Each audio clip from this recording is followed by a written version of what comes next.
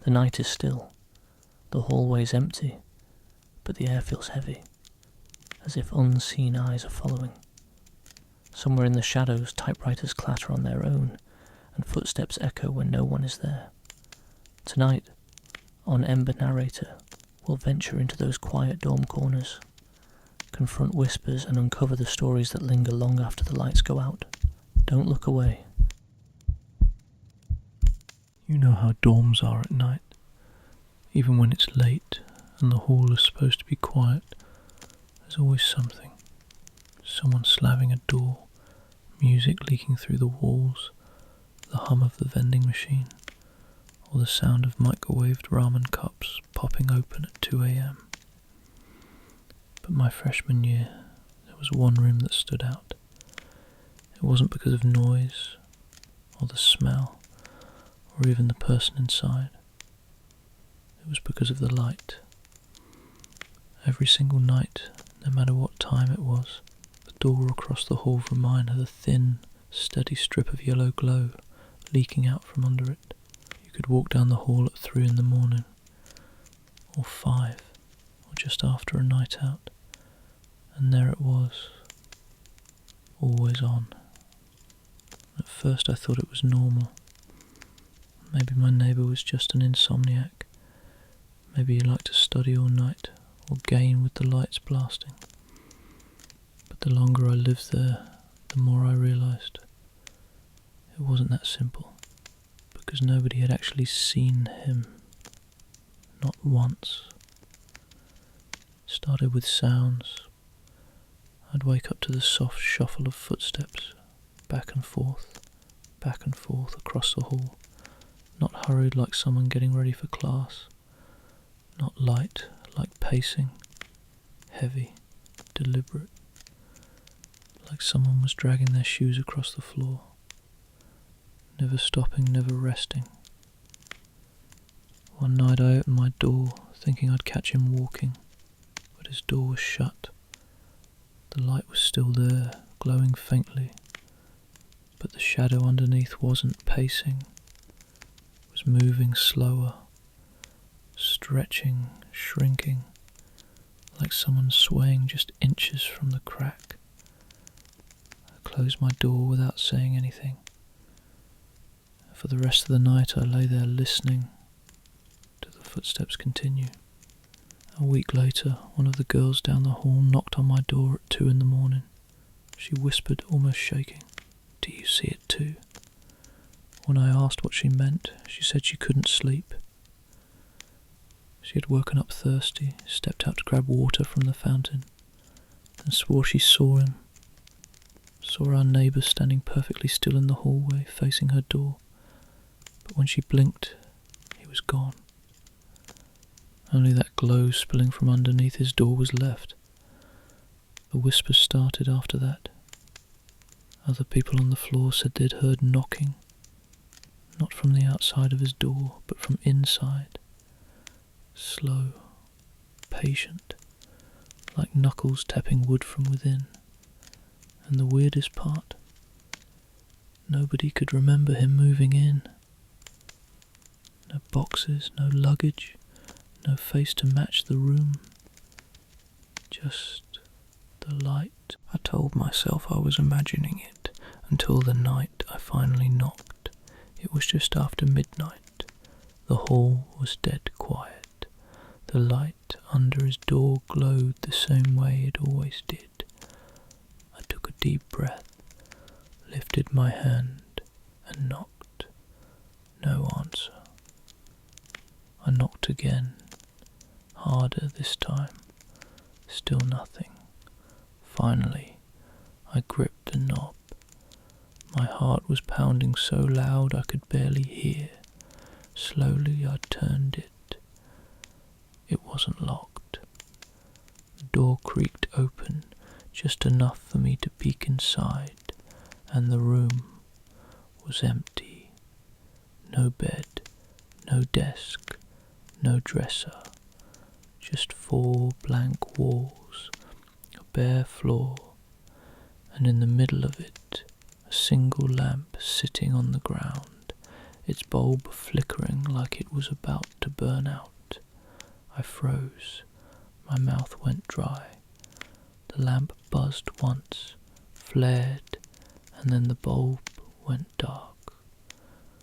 The entire hall behind me felt heavier, like the silence was pressing against my back. I pulled the door shut, and I didn't open it again. The next morning, I went straight to housing. I asked about the room across the hall, about the guy who supposedly lived there. The staff looked at me strangely and told me that room hadn't been assigned in years. It was supposed to stay locked and vacant, but it wasn't vacant. Not that night. After that, I tried to avoid looking at the door. I told myself it was my imagination, a prank, anything to stop thinking about it. But you can't unsee something like that, because even weeks later, even when I'd convinced myself it was over, sometimes I'd step into the hall late at night when the vending machine buzzed and the floor was still, and I'd see it, that thin strip of yellow glow slipping out from under his door, waiting for me to notice. I never knocked again. I never opened it again. And if you ever live in a dorm and there's a room that always seems off, do yourself a favour. Don't go near the door.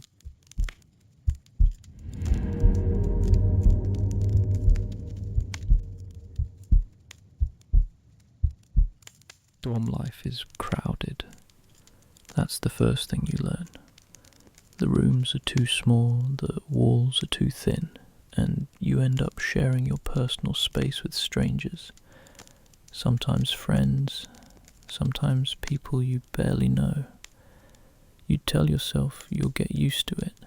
The late night music from the room down the hall, the faint smell of reheated food drifting under the doors, the sound of people laughing even at 2 a.m.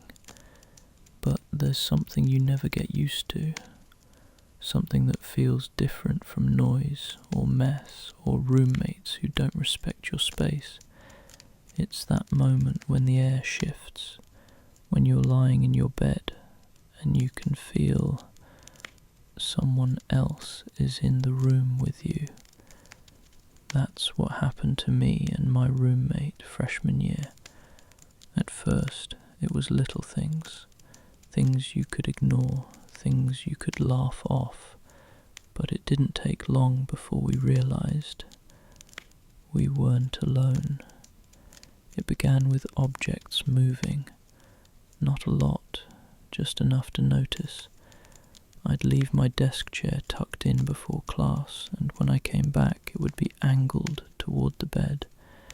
My notebooks, stacked neatly, would be fanned out as if someone had been flipping through them. My blanket, pulled up tight when I left, would be folded halfway down when I returned.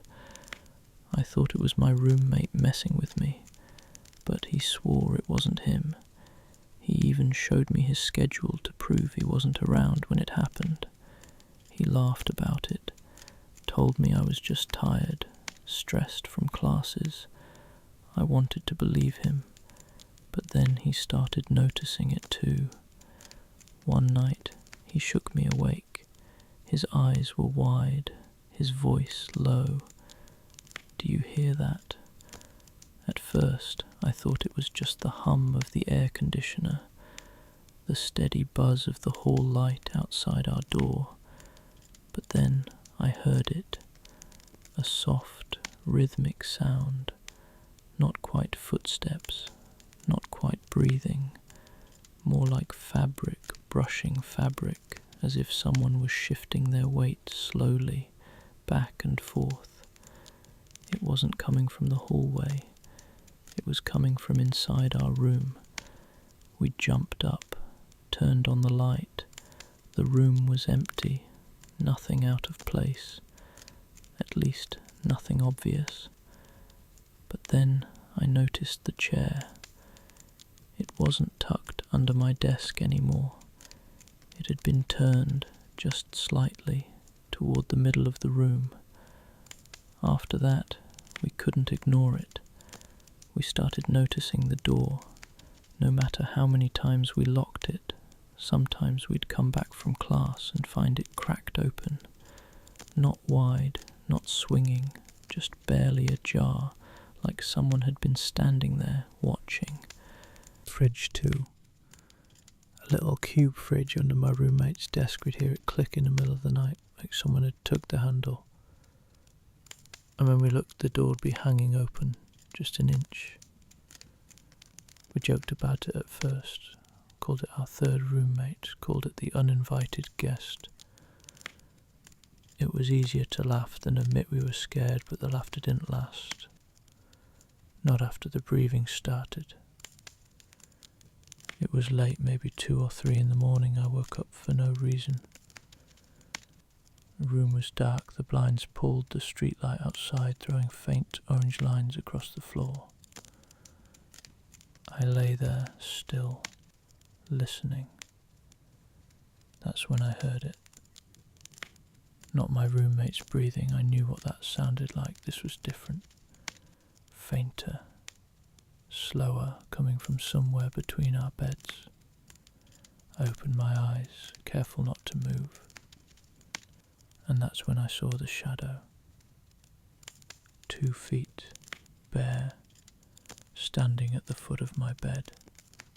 I froze, I couldn't even breathe, the feet didn't move, they just stayed there.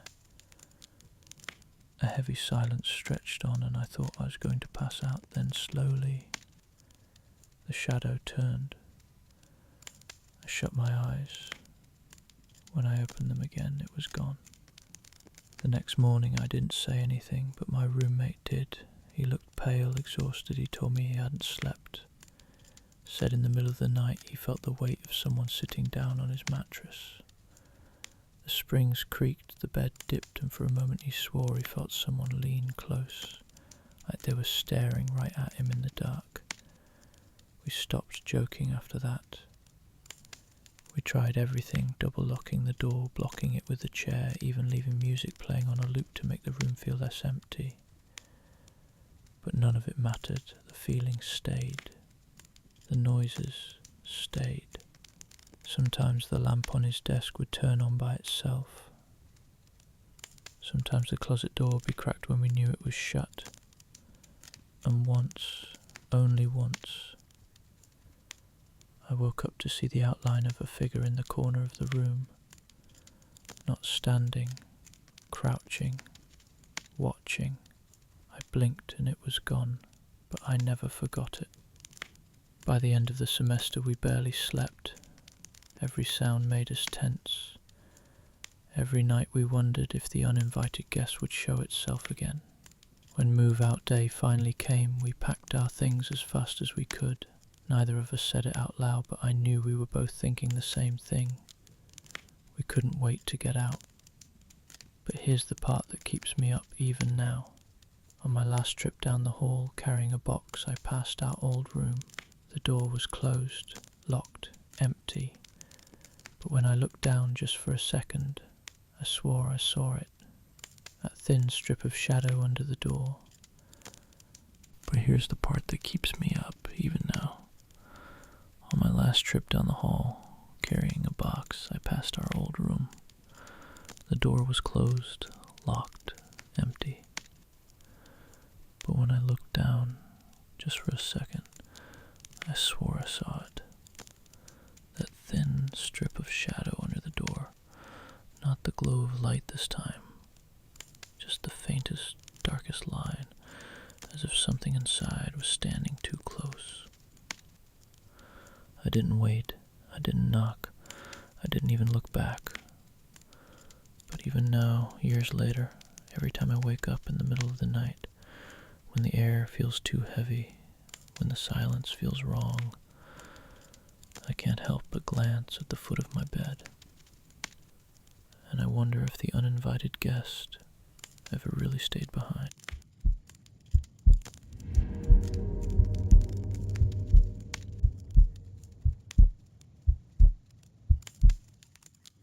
The dorm was quiet tonight, the hum of the old ceiling fan filling the small room. Outside, the campus was still, the occasional distant footsteps echoing across the brick paths.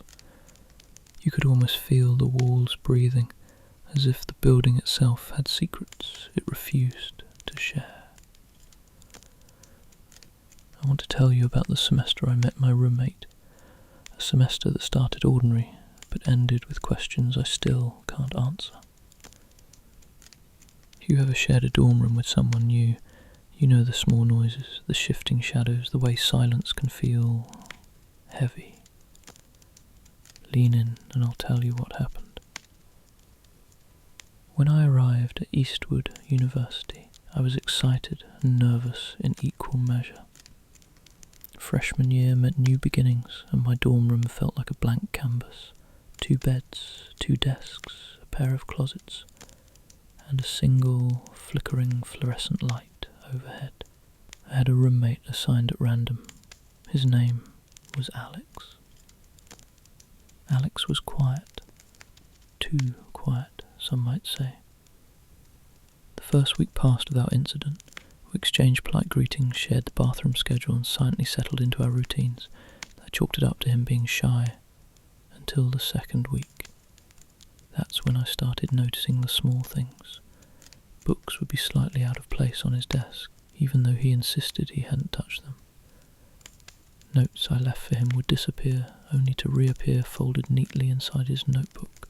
I mentioned it casually, half joking, and he just smiled, a smile that didn't quite reach his eyes. Then came the noises. First it was subtle, soft scraping from his side of the room late at night, whispers that seemed to vanish when I turned on the light. I tried to convince myself it was just the old dawn creaking, or perhaps Alex talking in his sleep. But one night, around midnight, I woke to the sound of my own name being whispered from his side of the room. "Hey, are you awake?" I froze, staring at the shadows. Alex's bed was empty. The window rattled gently and the fan hummed above, but he wasn't there. I checked the hallway, empty. I even asked other residents in the corridor if they'd seen him wandering at night, but no one had. I tried to brush it off. Maybe I was stressed. New school, new environment. But the whispers didn't stop. By the third week I started seeing him in odd places. In the classroom he would appear seated behind me, even though I could have sworn he was elsewhere. Once I was walking down the hallway to the bathroom at 2 a.m, and I caught a glimpse of him standing just outside the doorway, staring at the floor. When I blinked, he was gone. I spoke to him directly one afternoon, trying to sound casual. "Alex, you've been out a lot at night. Everything okay?" He looked at me, expression blank. Then he whispered almost inaudibly, "I never leave. I'm always here." I laughed nervously, unsure whether to feel relieved or unsettled. Then the emails started. I'd open my college account and there'd be messages from him. Only he had never logged in. The messages weren't friendly. They were observations. "You slept at 3:12 a.m. You spilled coffee on your notebook at 10:07 this morning. Things only someone watching me constantly could know." One evening I decided to confront him, maybe finally get some answers. I walked into our room after class, and the room was empty. His bed was made, his desk perfectly organized, the light casting long shadows across the walls. I called his name. Silence. And then I saw it. His reflection in the mirror. But he wasn't in the room. The reflection sat at his desk, head bent over a notebook, writing as if I weren't standing there at all. I stumbled backward, heart racing, and turned the lights off, retreating to my own bed. I couldn't sleep that night. Every whisper, every creak, every shadow felt amplified. The next day, I skipped class. I wandered the campus, trying to convince myself this was a stress-induced hallucination. But in the library, I found the same notebook, my notebook, sitting on a table, opened, and in it, in neat, precise handwriting, were notes about me. My schedule, my habits, even my thoughts, all written as if someone had been watching me constantly. I tried talking to the dorm advisor, explaining Alex's strange behavior. They looked at me skeptically. Alex, he's not on campus this semester. What do you mean? I asked, panic rising. Your roommate, Alex, he never moved in. Room assignment says he didn't arrive. I felt my stomach drop. All those nights, all those whispers, the sightings in class, the emails, the notes, the reflection. It had all been real. But he didn't exist. I left the dorm that night and never returned to that room. I requested a transfer, citing personal reasons, avoiding the details I feared no one would believe. Even now, months later, I sometimes get a ping on my college email. A new message appears, no sender, and when I open it, there's nothing but one line. I never left. Some nights, when the dorm is quiet and the fan hums softly above, I wonder, maybe he's still there, in the shadows, just waiting for the next semester, the next roommate. And if you listen closely, when the wind brushes past your window in a quiet dorm, you might hear a whisper too.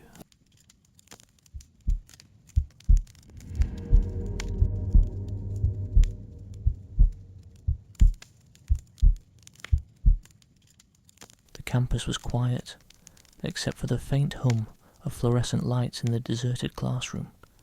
Outside, the autumn wind whispered across the empty quad, carrying leaves like tiny shadows dancing in the night. I never thought a simple elective would change the way I saw the campus, or the people in it. But some classes, some places, hold secrets you aren't meant to uncover. If you've ever wandered the halls late at night, or found yourself in a classroom with no one else around, you know that uneasy feeling. Lean in. Let me tell you what happened. It started during my second semester. I was wandering the course catalogue, looking for an easy elective to fill my schedule. That's when I found it. Advanced Urban Studies, Room 217.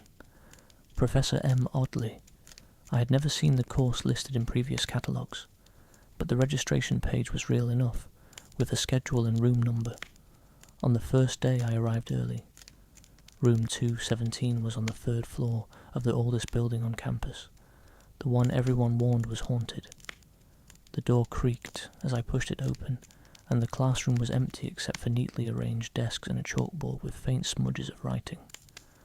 I sat down near the back, expecting other students to trickle in, but no one came. 10 minutes passed, then 20, and I was alone.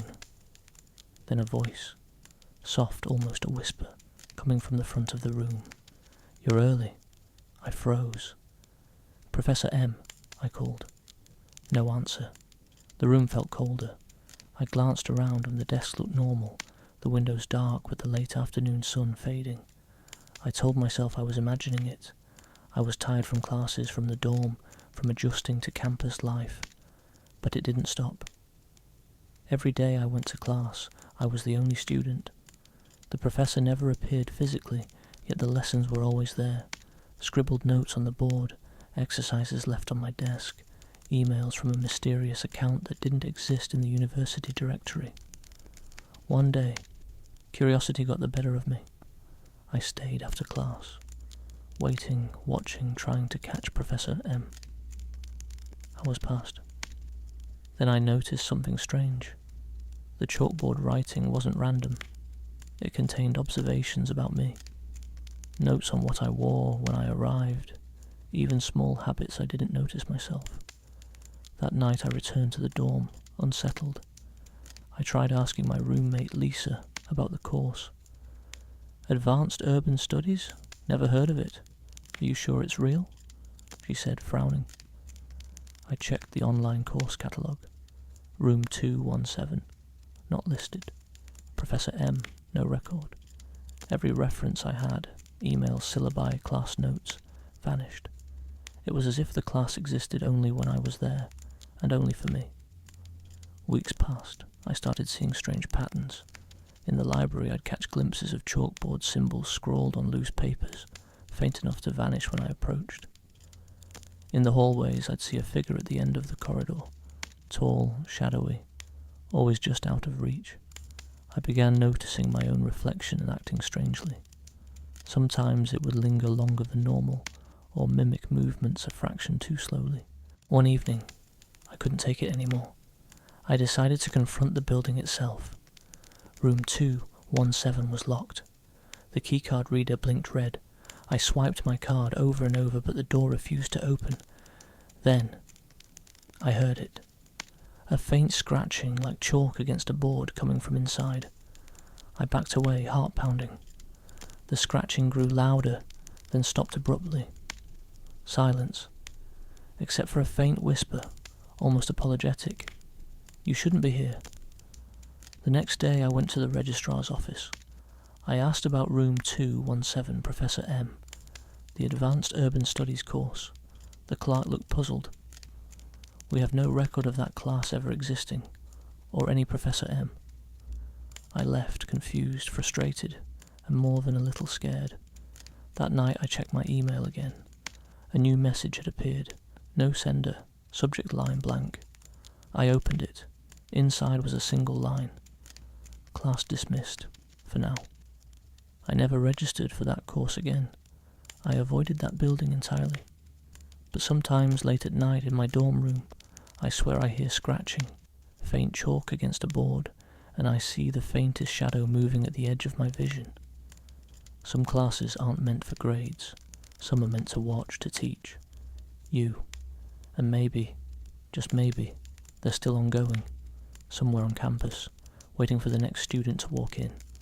And as the fire crackles tonight, remember, some lessons aren't taught in daylight, and some classrooms are never empty.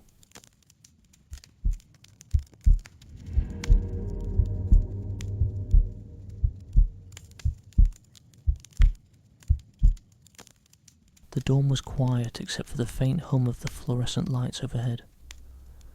My laptop glowed softly on the desk, casting a pale rectangle across the worn carpet. Outside, rain tapped against the windows, rhythmically, like tiny fingers drumming secrets into the night. I didn't notice it at first. The small things, my messages opening by themselves, files appearing that I hadn't saved, little notifications I didn't recognize. But over time it became impossible to ignore. If you've ever been alone in a dorm room late at night, with nothing but the glow of a screen and your own heartbeat for company, you know how quickly normal can turn strange. Lean in, and I'll tell you what happened when the technology started watching me. It began innocently enough. I was a sophomore, trying to keep up with classes while balancing a part-time job. My laptop was my lifeline. Assignments, emails, Zoom lectures. One night, as I was finishing a research paper, I noticed the cursor move slightly on its own. I paused. My roommate, Jenna, was asleep across the room. I reached for the mouse. Nothing. The cursor didn't stop. I laughed nervously, thinking I was just tired. Maybe the touchpad was glitching. But the next night it happened again. Documents opening by themselves. Random folders appearing with names I didn't recognize. Observe. Patterns. You. At first I ignored it. I chalked it up to software bugs, to viruses. But then the emails came. My own college account, messages from a sender that didn't exist. They weren't threatening. Not exactly. They were observations. You typed at 2:17 a.m. You poured coffee on your notes at 9:04 this morning. You looked up from your textbook worried. I froze. Only someone watching me constantly could know these things. I checked my laptop's security logs. No one was logged in besides me. The following day I tried to tell Jenna. "Something weird is happening with my laptop," I said. She shrugged. "Maybe it's haunted," she joked, half smiling. I didn't laugh. The next week my dorm smartboard, usually off at night, flickered to life while I studied in the common area. Lines of text appeared, typing themselves slowly. "Why are you still awake?" I ran back to my room, shutting the door behind me. My laptop was open. The cursor hovered over an empty document. I typed nothing. And yet, words began to appear on the screen. "I've been waiting." I wanted to close the laptop, throw it across the room, but I couldn't look away. The text continued. "You think you're alone. You aren't." My phone buzzed simultaneously. A notification I hadn't set up. I opened it. A photo of me, sitting at my desk, taken just moments ago. No flash, no movement, and just captured perfectly. Panic set in. I unplugged everything, shut down devices, even blocked internet access. But the messages didn't stop. They appeared later, once my devices were powered back on. The observations became more detailed, more personal. "You paused to sip water at 1:43 a.m. You flinched at the sound of your own footsteps. You're afraid." I stopped sleeping properly. I avoided my laptop. I avoided common areas. Even Jenna noticed the change, asking why I was jumpy, why I sometimes spoke to myself. One night I decided to confront it. I sat in the dark, laptop on my lap, waiting. And when the cursor moved again, I typed, "Who are you?" The response came immediately, letter by letter. "I am everything you leave behind. I am every message, every file, every light you ignore. I am here." I couldn't move, couldn't think, couldn't breathe. I tried turning everything off again. But in the morning a new file appeared on the desktop. Observationlog.txt. I opened it. Every action I had taken over the past week was written in detail. Every word I had typed, every time I had blinked, every time I had glanced toward the door, even the thoughts I hadn't spoken aloud. That's when I realised this wasn't just technology acting strangely. It was aware, watching, waiting, learning. I left my dorm for hours, avoiding my room, hoping time would erase it.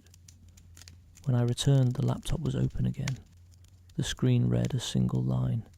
"Do you understand now?" I still don't. Sometimes late at night I can hear the soft hum of electronics in my dorm, and I swear, if I look closely at my screen I can see a shadow, watching back. So tonight, as the fire crackles and casts its shadows, remember, some devices are always listening, and some of them never forget.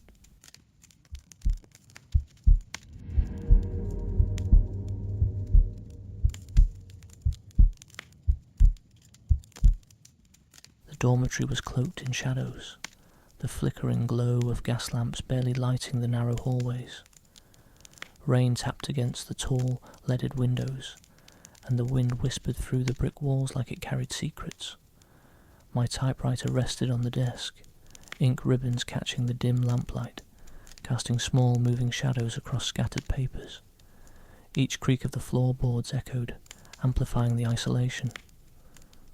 At first I thought it was imagination, a flicker in the corner of my eye, the typewriter carriage shifting slightly on its own, but the feeling of being watched grew heavier each night. If you've ever been alone in a dorm room late at night, with only the wind and distant footsteps for company, you know how quickly reality can bend. Lean in, and I'll tell you what happened that semester, when shadows seemed to take life. It began in late autumn, my second year. Exams loomed, and the dorm buzzed during the day, but at night it became eerily silent. I hunched over my typewriter, surrounded by textbooks and papers, trying to finish an essay for Professor Whitman's literature course. My roommate, Henry, had gone to the library hours ago. The hallways outside were deserted, except for distant footsteps and the faint rustle of leaves scraping the dorm stone exterior. Around midnight, the typewriter carriage moved slightly. My hands hovered above the keys. Surely the old machine was misaligned, or a draft from the window nudged it. But then, faint letters appeared on the page, not struck by my fingers. You shouldn't be here alone. I froze. Shadows deepened in the corners of the room. The wind rattled the window, and the darkness seemed to breathe. Over the following nights it continued. Notes appeared describing my habits with unsettling accuracy. How I poured tea, rubbed my eyes, whispered to myself. I tried to dismiss it as exhaustion, imagining patterns in the mundane, but the messages never erred. I confided in Henry once. He laughed. It's final stress. You're letting your imagination run wild. Get some sleep. But his laughter did nothing to quell the unease. The shadow came next, always at the edge of my vision, hunched featureless just out of reach. When I blinked, it vanished, only to reappear when I looked away. My room no longer felt like a sanctuary. It was a place where reality felt thin, where darkness might hide things that weren't meant to be seen. One night, the typewriter carriage moved on its own, spelling, "Do you see me?" I whispered aloud, voice trembling, "Who are you?" The answer came slowly, letter by letter. I'm everything you leave behind. Every word, every thought, every whisper unnoticed. I am always here. Sleep became impossible. Every creak in the hallways, every gust of wind rattling the windows felt like a warning. I tried leaving the typewriter unused, stacking books atop it, even moving papers elsewhere, yet each morning a new line appeared observing me, patient, unyielding. Weeks passed. The notes grew more personal, more unnerving. They described the thoughts I hadn't spoken aloud. I became obsessed, unable to separate the messages from my own mind. I would leave the typewriter in a corner, turn away, only to find it slightly moved, as if positioning itself to continue its observations. Finally, one stormy night, I confronted it. Gas lamps flickered violently, wind howled through the cracks. I whispered, "What do you want from me?" The carriage moved immediately, slowly, deliberately. To be seen, to be acknowledged, to follow. You cannot hide from me. Panic seized me. I fled into the hall, soaked from rain, seeking other students' rooms. But every corner, every shadow seemed to watch. Hallway lamps flickered as I passed, and for a fleeting second I swore I saw the shadow at the corridor's end, its shape impossible yet unmistakable. I stayed with friends that night. The next morning, when I returned, the typewriter remained untouched, yet a single sheet lay in the carriage, ink fresh. I never left. Even now, decades later, I remember the sound of the carriage striking paper in the dead of night, the way shadows seemed to stretch and lean, waiting just beyond lamplight. Sometimes, when wind presses against old windows or rain taps in rhythm, I swear I hear the faintest whisper from that typewriter. Some shadows do not need electricity or screens. Some only need your fear, and the faint glow of ink on paper. And as the fire crackles tonight, remember, some watchers exist in the quiet, the dark, and in the spaces between words.